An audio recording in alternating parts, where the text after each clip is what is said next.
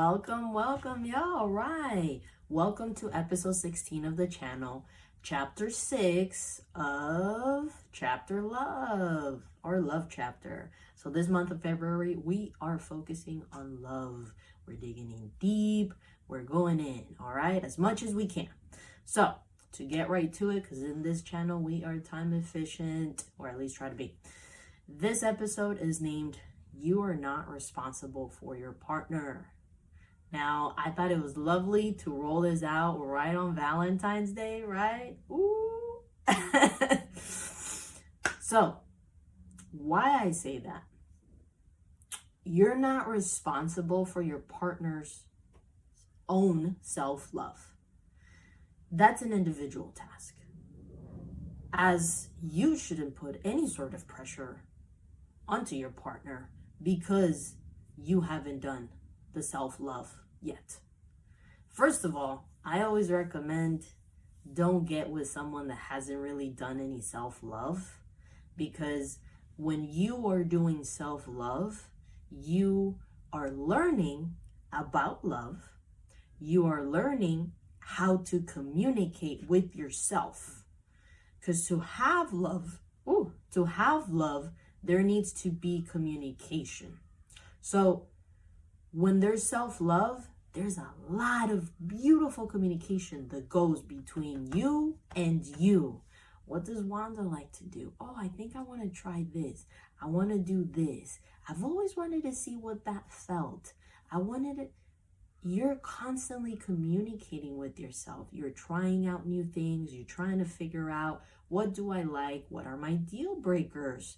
What are things that I can compromise with? What are things that I cannot?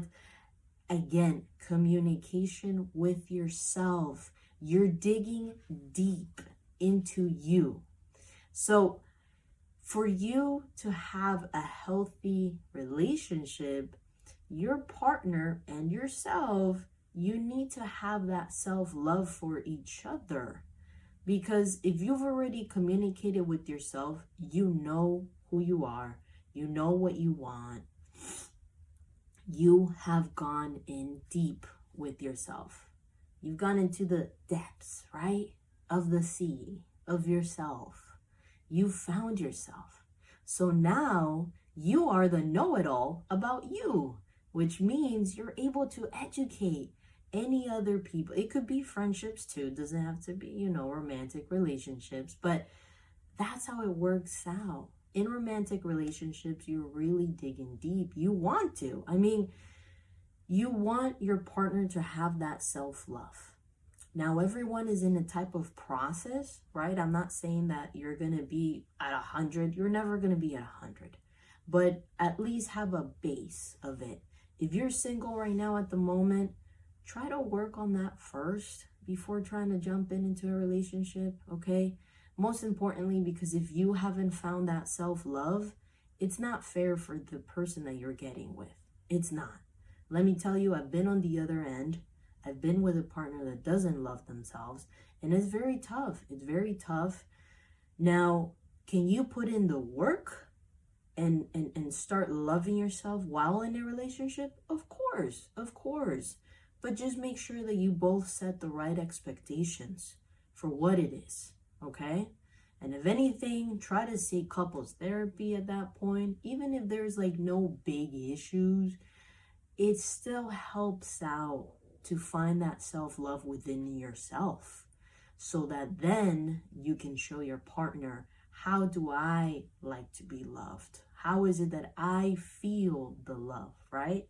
So I feel like I have, give me 1 second here. All right. So to keep it going, self-love is the reason why I say you're not responsible for your partner.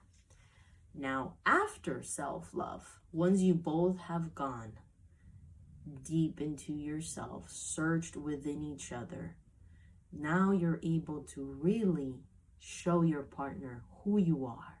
Not be embarrassed by it, not be anxious about it. You are at peace because you want this person to get to know you, to see you for who you truly and completely are, right? It's who you are, and that's a beautiful thing. So once you've done that, in a way, you are responsible for your partner after that fact, in the sense that to be a good partner, you want to push each other.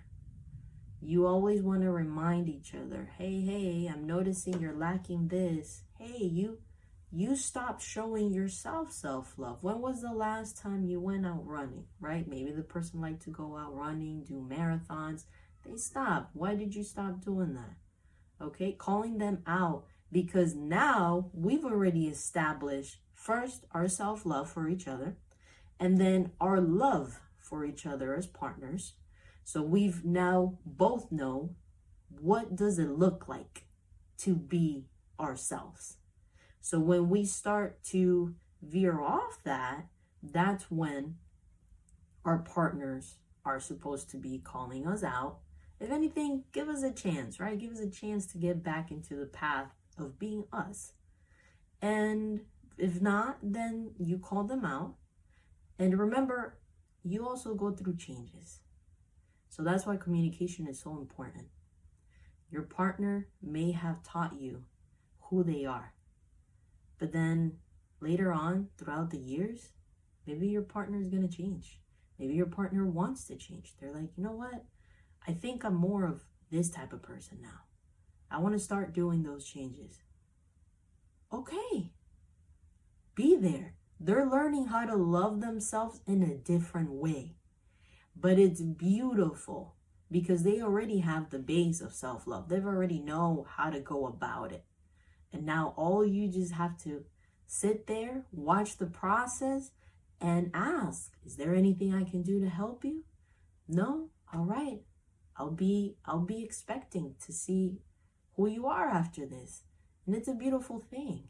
Now, I do believe that everyone has like a core to themselves, and that I feel stays solid throughout the many changes that you may go through. So you kind of know intimately who that person really deep down is. But again, you won't be able to ever really know that unless your partner has really gone in deep and gotten to know that themselves. So to wrap this up, guys, make sure to do self-love, okay? Find yourself so that you can find others.